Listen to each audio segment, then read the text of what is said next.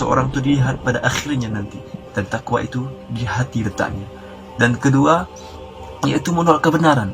Janganlah kita menolak kebenaran walaupun itu anak kecil yang menyampaikannya. Jika itu sesuai dengan Al-Quran dan Al-Hadis, maka penting kita untuk menyampaikannya, untuk mengamalkannya. Dan apabila kita menolaknya, maka kita telah salah satu termasuk terkena daripada sifat-sifat sombong. Bahkan dikatakan dalam sebuah hadis, tidak akan masuk syurga seseorang apabila di hatinya memiliki sifat sombong walaupun sebesar zarrah. Maka mari, sebelum melihat video ini, maka tinggalkan dulu sifat ini dan silahkan kita ditonton sampai selesai, dan ada pesan yang harus kita amalkan dan disampaikan kepada seluruh kaum muslimin, insyaallah.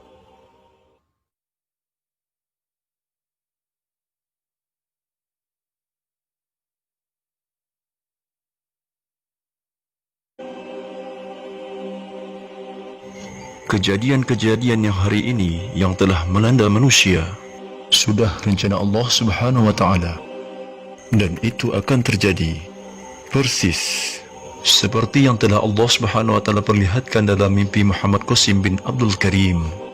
Kenapa semua itu terjadi? Karena Allah Subhanahu wa taala telah memerintahkan sesuatu kepada umat Islam, tetapi mereka tidak memperhatikannya, bahkan menjadikannya sebagai lelucon dan ejekan. Tahukah kalian apakah perintah itu? Perintahnya adalah agar kita semua umat Islam bersegera meninggalkan syirik zaman modern. Bentuk-bentuk syirik modern itu ialah lukisan dan gambar yang tidak perlu, yang terdapat pada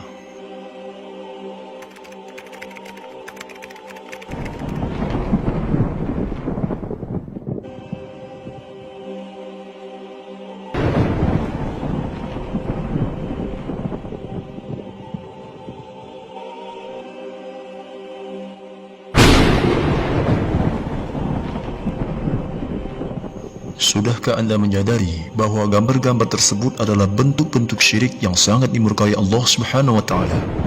Atau menganggap perintah ini sebagai lelucon? Wahai saudaraku, jika kalian benar-benar mencintai Allah Subhanahu wa taala dan Rasul-Nya, maka penting bagi kalian untuk mencintai apa yang dicintai Allah Subhanahu wa taala dan Rasul-Nya, dan membenci apa yang dibenci Allah Subhanahu wa taala dan Rasul-Nya, dengan cara menjalankan semua perintahnya serta hanya tunduk kepada keagungannya, dan meninggalkan syirik dan bentuknya sebagaimana yang telah Allah Subhanahu wa taala dan Rasulullah SAW ajarkan melalui mimpi Muhammad Qasim. Saya akan memberitahu cara yang paling mudah untuk menghindari bentuk syirik ini. Allah Subhanahu wa taala pernah berfirman kepada Qasim melalui mimpi bahawa Allah Subhanahu wa taala tidak akan memaafkan orang yang melakukan syirik dan hanya memaafkan dosa selain syirik. Dan Allah Subhanahu wa taala juga pernah berfirman kepada Qasim melalui mimpi bahawa di dunia ini tidak pernah penuh dengan syirik seperti ini sebelumnya, seperti sekarang ini. Cara menghindarinya: jika Anda melihat gambar di papan iklan, kemudian palingkan wajah Anda dan katakan Subhanallah, dan yakinkan dalam hatimu bahawa Allah Subhanahu wa taala murni, tiada memiliki sekutu. Kedua, jika Anda melihat patung atau gambar di taman, toko atau tempat lain, lalu palingkan mata Anda dan jangan melihatnya, ucapkan Subhanallah. Ketiga, jika Anda menonton filem-filem dengan Tuhan palsu sedang ditampilkan di dalamnya, maka berhentilah menontonnya. Keempat, jika Anda memiliki gambar atau gambar di kamar Anda atau di dinding kamar Anda, angkat dan musnahkan. Kelima, jika anak-anak Anda memiliki mainan menyerupai makhluk hidup, ketika mereka berhenti dari bermain dari mainan tersebut, maka letakkan mainan tersebut di tempat yang tidak terlihat oleh mata Anda. Keenam, jika ada gambar atau patung kecil di rumah Anda, buanglah dan sisihkan sesuai keperluan. Ketujuh, jika Anda memiliki parfum atau peralatan kecantikan lainnya yang memiliki gambar makhluk hidup, maka tolong sembunyikan gambar itu dengan pita atau spidol, karena Anda harus menggunakan produk itu sampai habis. Kedelapan, bahkan jika Anda memiliki permen karet di saku Anda yang memiliki gambar di atasnya, maka jangan disimpan di saku Anda atau buang pembungkus yang memiliki gambar itu. Kesembilan, janganlah mengatakan atau menulis tentang siapapun bahwa dia adalah harapan kita dan bukan mengatakan bahwa Allah Subhanahu wa taala adalah satu-satunya harapan. Kesepuluh, menyimpan gambar di ponsel atau laptop tidak menjadi masalah karena tidak ditampilkan, bahkan di komputer asalkan membuat mereka gambar-gambar itu tersembunyi di folder. Kesebelas, jika Anda memiliki gambar makhluk hidup di desktop atau foto profil Anda di media sosial atau di mana saja, silakan dihapus karena setiap kali Anda melihat gambar-gambar ini ketika Anda tidak perlu melihatnya berarti Anda tidak menghindari syirik. Anda dapat membuat gambar Anda dan keluarga Anda di ponsel atau kamera digital tetapi tetap menyembunyikannya dan hanya membukanya saat diperlukan. Ke-12, jika Anda mengunjungi rumah seorang teman dan ada gambar di rumahnya atau di kamarnya, maka jangan memaksa mereka untuk dipindahkan atau dibuang. Karena hapus gambar, maka itu tidak masalah. Demikian pula orang menyimpan bunga dan pot tanaman di taman yang memiliki gambar, atau kadang-kadang air mancur yang terbuat dari patung makhluk hidup. Jangan simpan di rumah Anda, dan jika Anda melihatnya di rumah orang lain, maka jangan melihat pada mereka. Ke-14, hindari juga filem India, baik yang dimulai dengan gambar patung atau Tuhan palsu, atau dalam filem mereka menunjukkan pemujaan berhala atau syirik dalam beberapa bentuk. Filem juga dunia, karena orang-orang menggunakan istilah berbeda untuk itu, seperti dunia filem atau chain works dan lain-lain. Dan Allah Subhanahu wa taala juga Tuhan dunia ini. Dunia filem juga, dan bahkan dunia filem ini tidak ada yang dapat boleh diperlihatkan atau dapat dinyatakan sebagai sekutu selain Allah. Kadang-kadang kita perlu mengikuti peraturan pemerintah di mana ada penggunaan gambar. Dalam situasi seperti itu, penggunaan gambar diperbolehkan seperti ada gambar pada dolar, rupiah, paspor, kartu identitas dan lain-lain.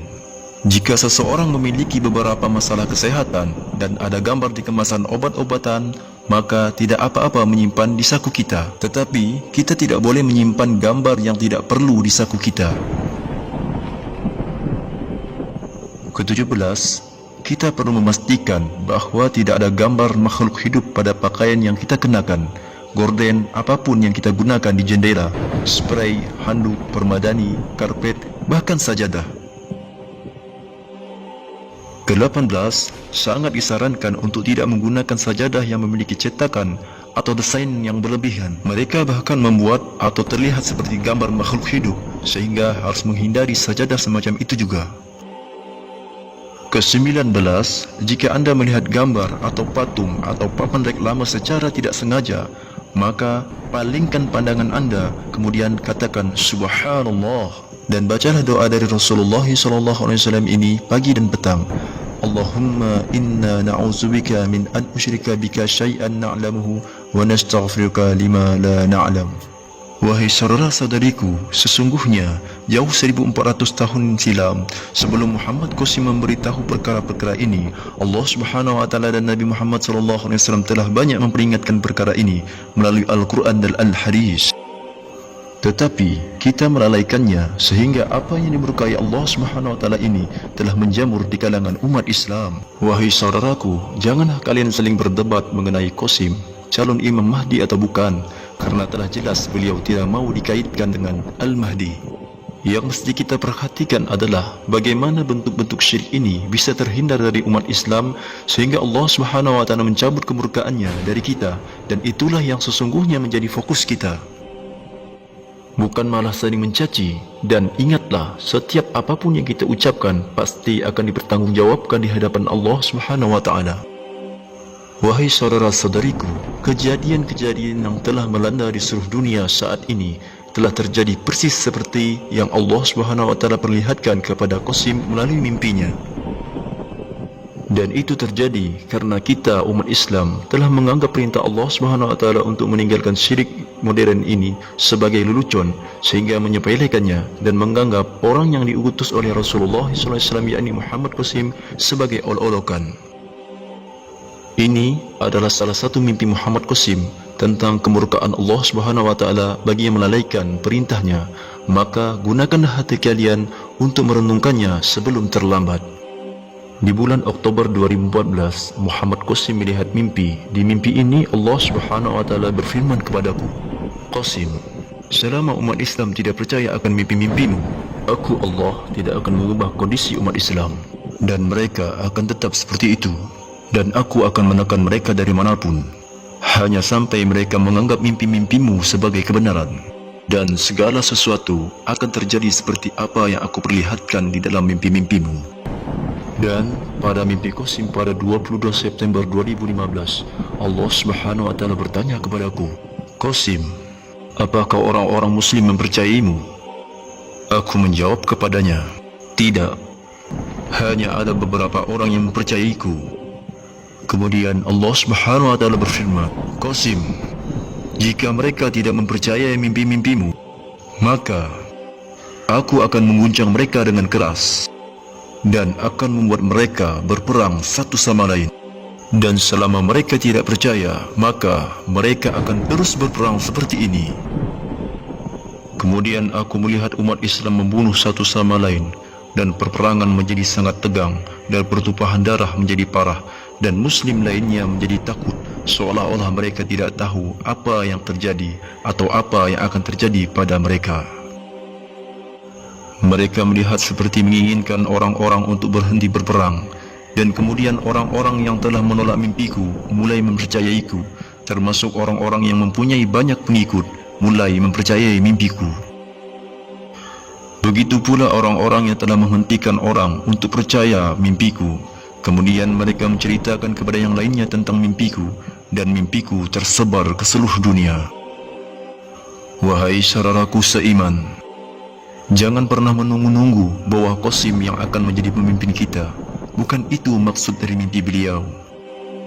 Maksud mimpi-mimpi beliau adalah agar kita percaya kepada mimpi-mimpi tersebut datang daripada Allah Subhanahu wa taala, serta menyebarkannya pada keluarga